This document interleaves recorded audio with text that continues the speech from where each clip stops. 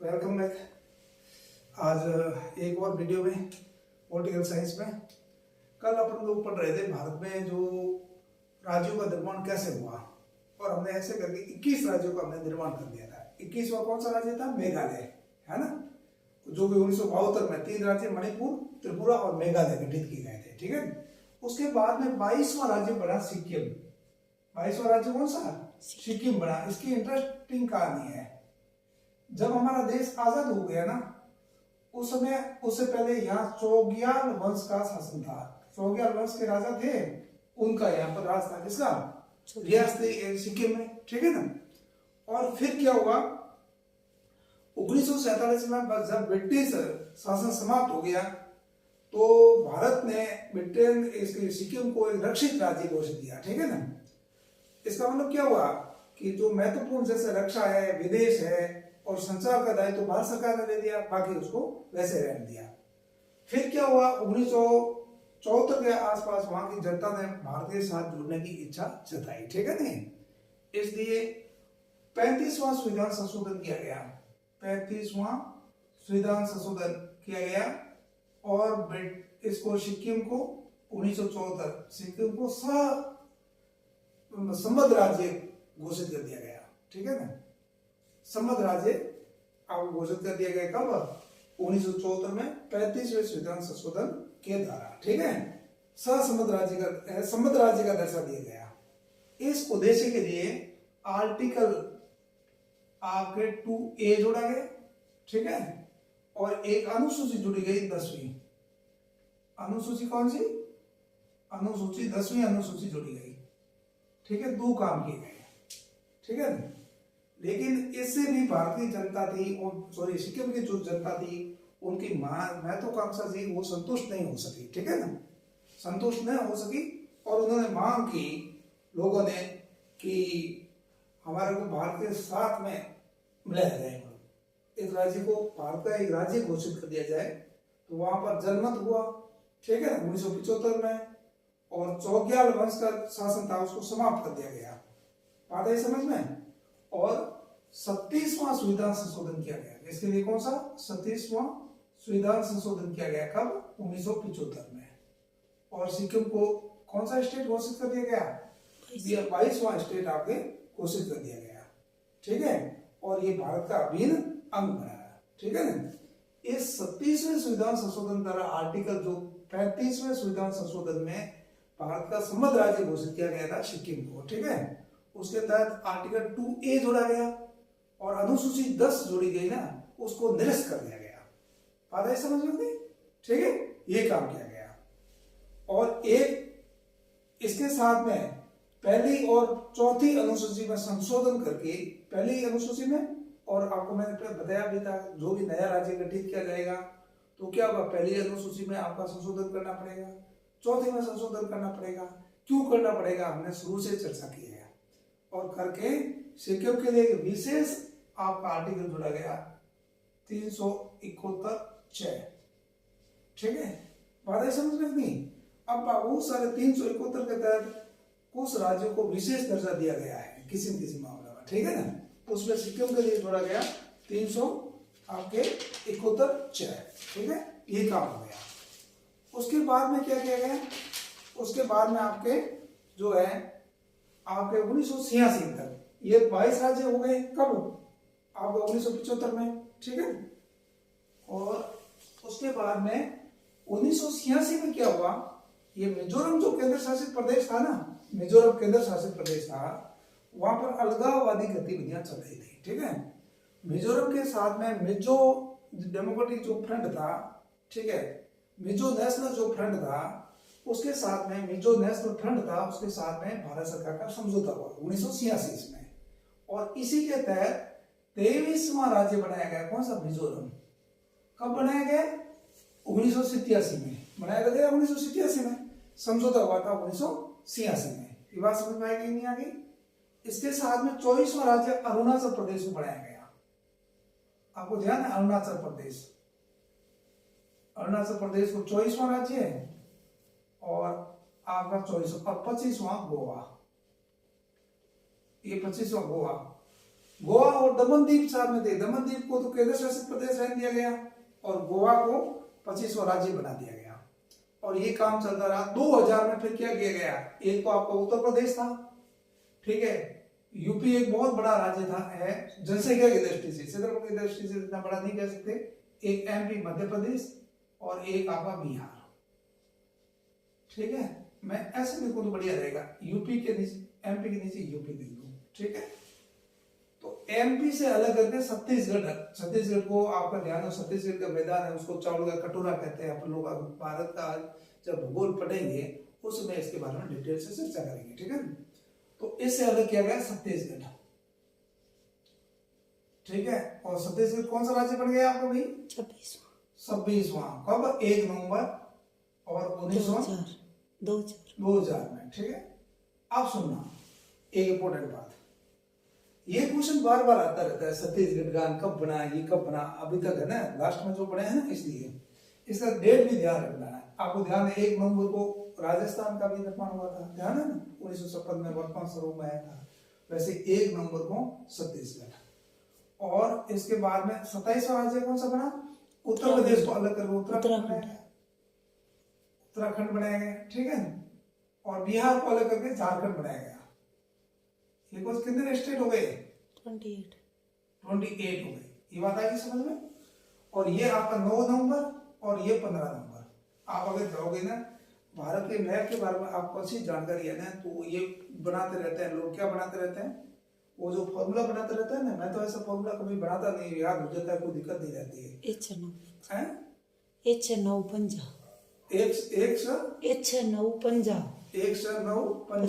ठीक है ना।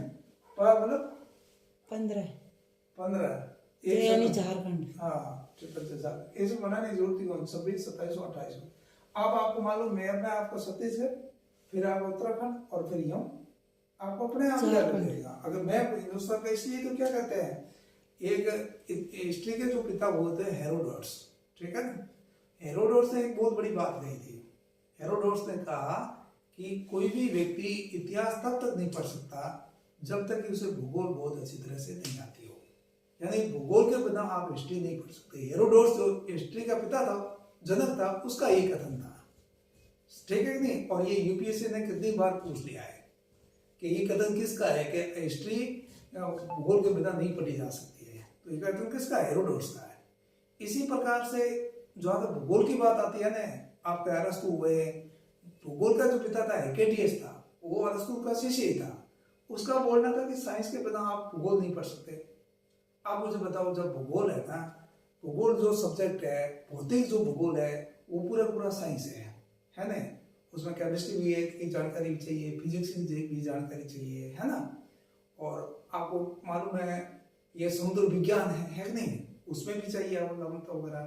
दूसरा आपको जो पारिस्थितिकी तंत्र वगैरह है, वो तो बोटनी का वैसे उठा के डाल दिया है कि नहीं। तो उसमें भूगोल, और आपको मालूम है कार्टोग्राफी आप पढ़ते हैं, तो ये इंजीनियरिंग का सब्जेक्ट हो गया। तो भूगोल तो ऐसा सब्जेक्ट है जिसमें सारे के सारे सब्जेक्ट आते हैं। पॉलिटिक्स, जियो पॉलिटिक्स है नहीं, जियो पॉलिटिक्स भूगोल पूरी आती है। इसका मतलब पॉलिटिकल का विज्ञान चाहिए। और बहुत सारे संगठन है भूगोल में भी पढ़े जाते हैं, नहीं पढ़े जाते हैं, तो सारे के सारे पढ़े जाते हैं। इसलिए बाकी तो कोई दूसरा मान लीजिए एक पर्टिकुलर सब्जेक्ट पढ़ेगा तो उसको क्या होगा, रटाएगा बीच में, तो कोरिलेट अपने आप हो जाता है, उसको कहानी बनाने की जरूरत नहीं पड़ती है। आपको सारा का सारा एक सब्जेक्ट आना अच्छा पढ़ा, दूसरा पढ़ा, फिर एलिमिनेशन होगा, आपका सीधा का सीधा उत्तर यहीं जाएगा, ये इसका आंसर ये होगा, ठीक है ना।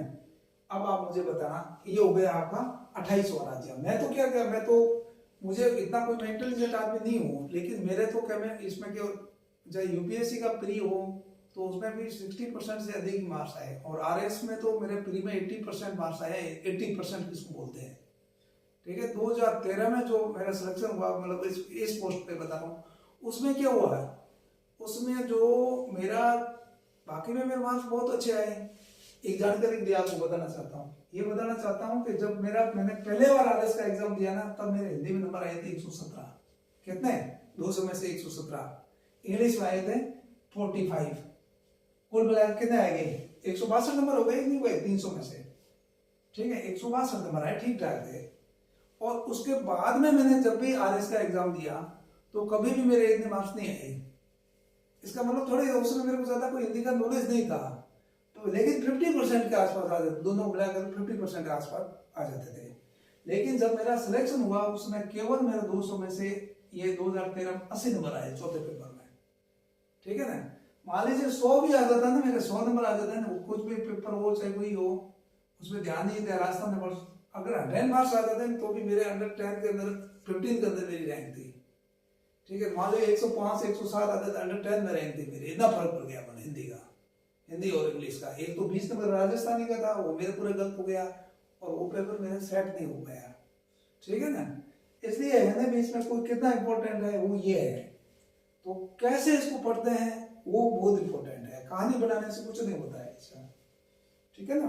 अब अपन लोग थोड़ा सा आगे देखते हैं। इसके बाद में आपको मालूम है 2014 में कौन सा राज्य बना आपका? तेलंगाना। कृष्ण आयोग थी उसकी रिपोर्ट पर, ठीक है ना।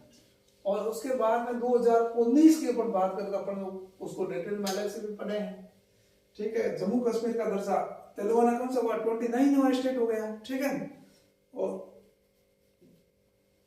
और फिर 29वां स्टेट हो गया तो आपके फिर 2019 में आपका जम्मू कश्मीर का जो राज्य का दर्जा था उसको खत्म कर दिया ना, और उसे केंद्र शासित 2 प्रदेश बना दिए गए, ठीक है ना, जम्मू और लद्दाख जो भी है, ठीक है। अब सुनो मेरी बात, तो उसे क्या हो गया, स्टेट कितने हो गए? 29 का 28 हो गए, केंद्र शासित प्रदेश कितने हो गए? 9 हो गए।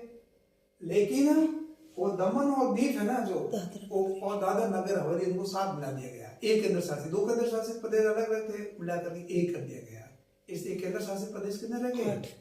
8 रह गए, और स्टेट कितने रह गए? 28 रह गए। ये बहुत इंपॉर्टेंट बात है।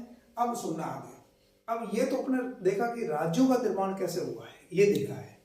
अब अपन देखते हैं कि बाकी वाला जो केंद्र शासित पार्ट थे, जब अंग्रेज चले गए 1947 में, कुछ क्षेत्रों पर पुर्तगालियों का शासन था, है ना, कुछ पर फ्रेंच का शासन था, फ्रांसीसियों का शासन था, वो कैसे आपको किए गए। सबसे पहले कौन सा?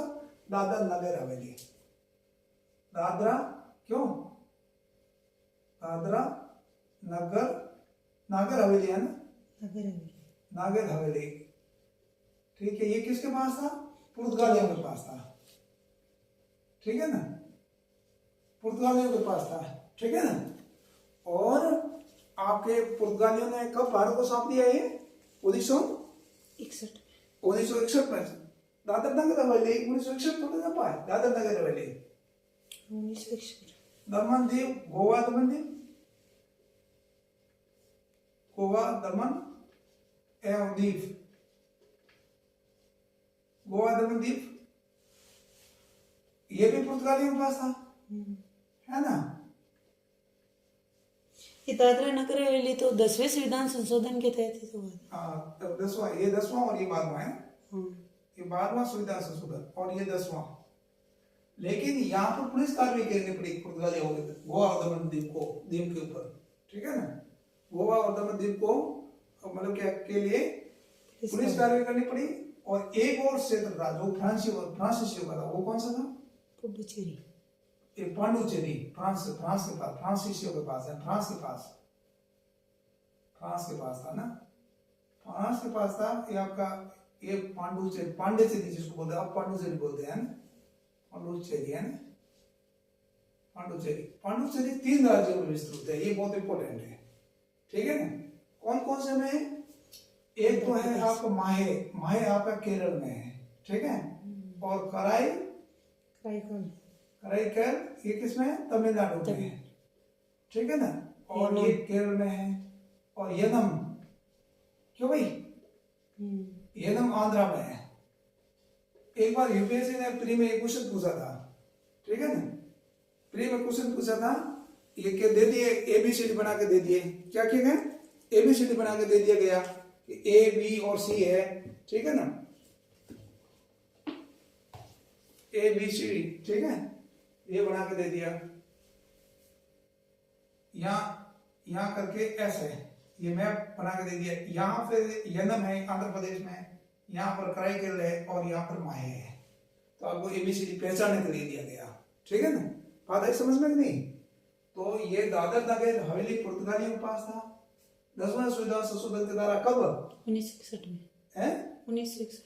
1954 में तो स्वतंत्र हो गया। हाँ, फिर 1954 में इसको बना दिया गया ये जो भी, और गोवा दमन द्वीप ये 12वां संविधान था। और ये पांडिचेरी है, ये माय कारिकल और यनम, इनको किस में शामिल कर दिया गया? भारत में शामिल कर दिया गया। ये केंद्र शासित प्रदेश थे 3 जो कि अंग्रेजों के सिवा दूसरे लोगों के पास थे, वो भारत में ऐसे इनको शामिल कर दिया गया है। मुख्य मुख्य जो भाग हैं वो इसका ये है।